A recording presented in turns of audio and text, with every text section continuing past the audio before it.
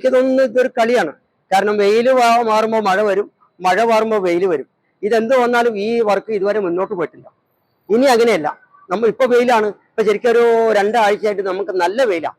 Tarring ചെയ്യാൻ പറ്റുന്ന ഒരു സമയമാണ്. കാരണം അതിന്റെ മെറ്റല്, അതിന്റെ ടാറ്, അതിന്റെ എല്ലാ ഉപകരണങ്ങളും അവിടെ എത്തിയിട്ട് ഏകദേശം ആഴ്ചകളോളമായി.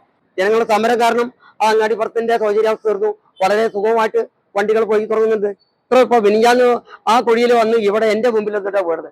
ആ ബംഗാളികളെ കൈയും കാലും പൊട്ടി. വേഗം ഞാൻ ഓട്ടോ പിടിക്കും, ഓട്ടോക്കാർ വണ്ടി വരും. ആ ഓട്ടോയിൽ ഞാനും മിക്കവാറും വണ്ടിയിൽ ഓട്ടോറിക്ഷയിൽ കയറ്റി ആശുപത്രി, ഗവൺമെന്റ് ആശുപത്രിക്ക് പോകാൻ പറ്റില്ല.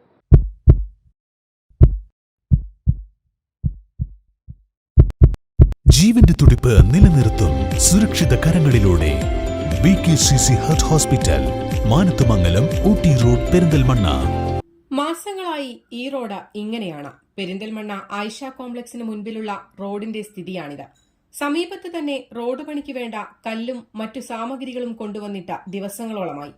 ഇത്രയും കാലം മഴയാണെന്ന് പറഞ്ഞ അധികൃതർ തടിയൂരി. പക്ഷേ ദിവസങ്ങളോളമായി നല്ല ചുട്ടുപൊള്ളുന്ന വെയിലാണ്. എന്നിട്ടും അധികൃതരാകട്ടെ ഈ ഭാഗത്തേക്ക് തിരിഞ്ഞുപോലും നോക്കിയിട്ടില്ല. റോഡിലെ കുഴി കാരണം നിത്യവും രാവിലെയും വൈകിട്ടും ഗതാഗതക്കുരുക്കാണ് ഇവിടെ അനുഭവപ്പെടുന്നത്. അങ്ങാടിപ്പുറം മേൽപ്പാലത്തിലെ റോഡിന്റെ വൻ കുഴികൾ അടച്ചതോടെ ഒരു പരിധിവരെ ഗതാഗതക്കുരുക്കിന് ശമനമുണ്ട്. അധികൃതരുടെയും ഭരണാധികാരികളുടെയും പിടിവാശി മൂലം കഷ്ടപ്പെടുന്നത് വാഹന ഡ്രൈവർമാരും രോഗികളടക്കമുള്ള യാത്രക്കാരുമാണ്.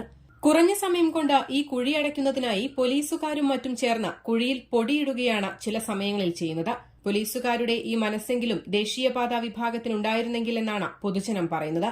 News desk, Valluvanad news.